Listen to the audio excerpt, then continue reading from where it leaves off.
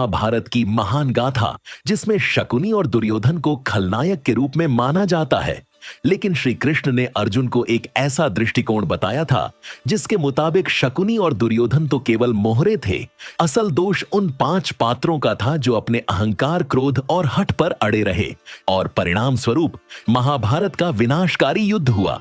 चलिए जानते हैं उन 5 पात्रों के बारे में जिन्हें इतिहास ने भले ही खलनायक नहीं माना, लेकिन महाभारत के इस विनाशकारी युद्ध के पीछे सबसे बड़ी भूमिका उन्हीं की थी।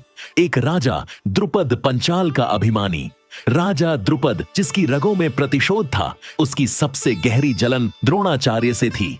द्रुपद को आवश्यकता थी एक ऐसे पुत्र की जो द्रोणाचार्य का वध कर सके, लेकिन पुत्र न होने के कारण पुत्र प्राप्ति की तीव्र इच्छा में उसने आर्षियों से जबरन यज्ञ करवाया। यज्ञ सफल रहा, परंतु जब आर्षियों ने कहा कि तुम्हें एक पुत्री भी प्राप्त होगी, तो वह क्रोधित हो उठा। उसे पुत्री नहीं चाहिए थी।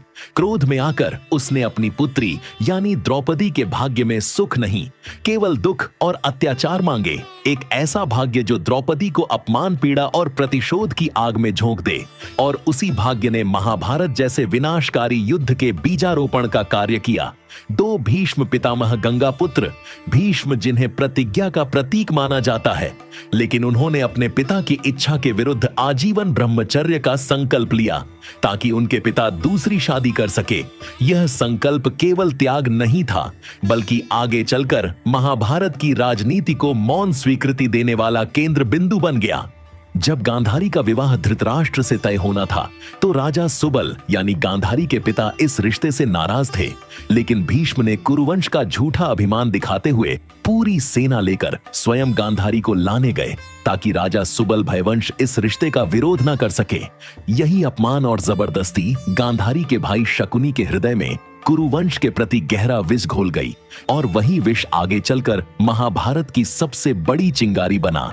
फिर आया वो काला दिन जब सभा में द्रौपदी का चिरहरण हो रहा था और धर्म, मर्यादा, न्याय सब कुछ शर्मसार हो रहा था, लेकिन भीष्म मौन थे।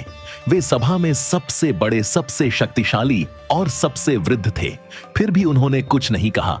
उनका यह मौन युद्ध की घोषणा से कम नहीं था। उनका जीवन प्रतिज्ञाओं से भरा था, लेकिन उन प्रतिज्ञाओं की कीमत थी एक ऐसा युद्ध जिसमें पूरा कुरुवंश विनाश की भेंट चढ़ गया।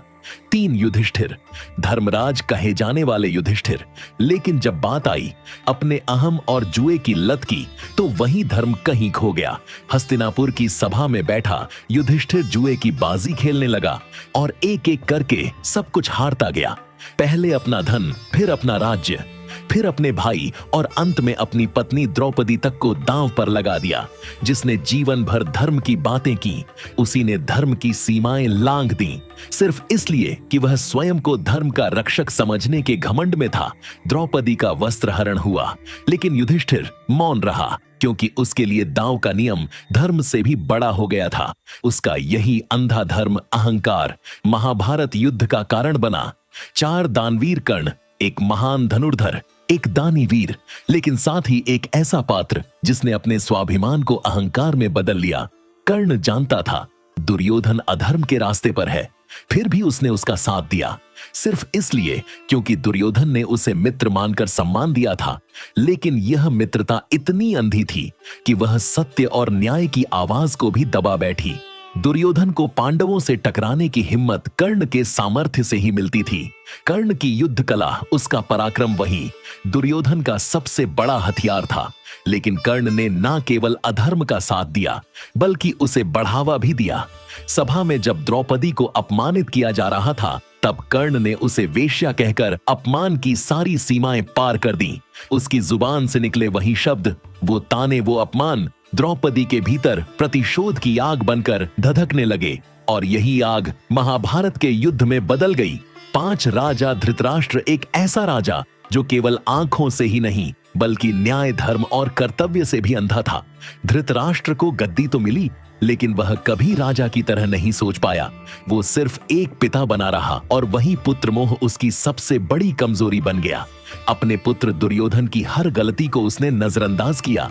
पांडवों के साथ लगातार अन्याय होता रहा, चाहे वह लाख सागरियों में जलाने की साजिश हो, वारणावत में हत्या का प्रयास या फिर वनवास।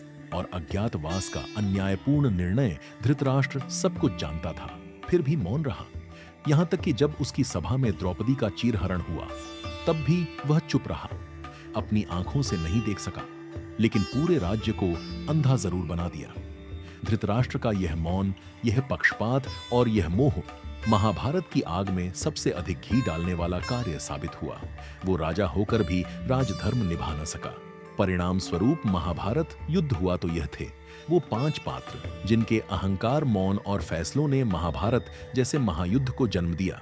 वीडियो पसंद आई हो तो लाइक और सब्सक्राइब जरूर करें और कमेंट में बताइए आपकी नजर में महाभारत का सबसे बड़ा दोषी कौन।